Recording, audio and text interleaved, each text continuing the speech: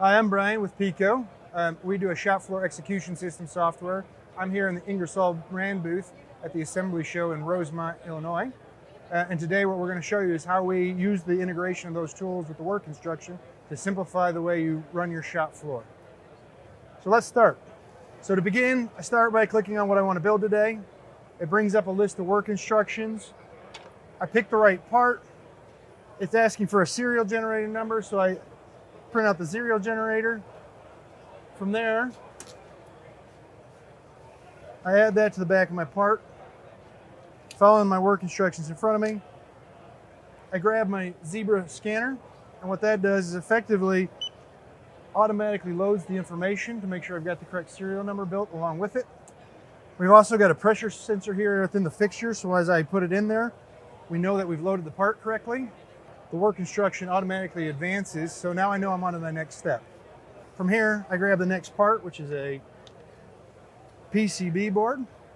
It's asking me to scan it to confirm I have the right part. So again, using the scanner, automatically loads the data. I drop this in here, following my poke yoke process. From there, I use my Ingersoll Rand tool, which again, wasn't active until we started the process. We set the preset on the Ingersoll Rand automatically from the software. It automatically confirms that I put the screw in correctly.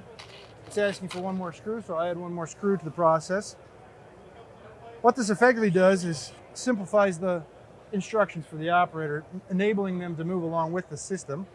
From there, again, it's asking for a lid, so I grab a lid from my part supply, add it to the top. It's asking for 4 more screws. From there, I do the last part, automatically advances because I've done all 4 steps correctly.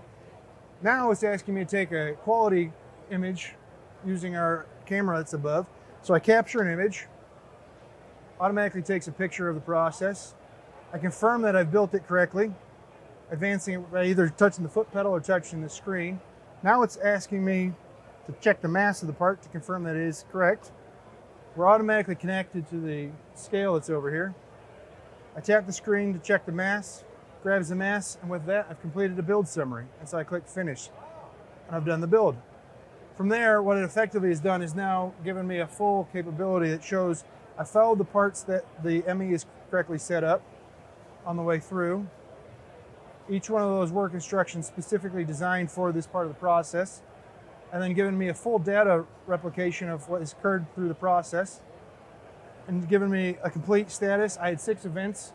All of those were captured, and at the end, it is confirmed that I built this correctly, and there you have it.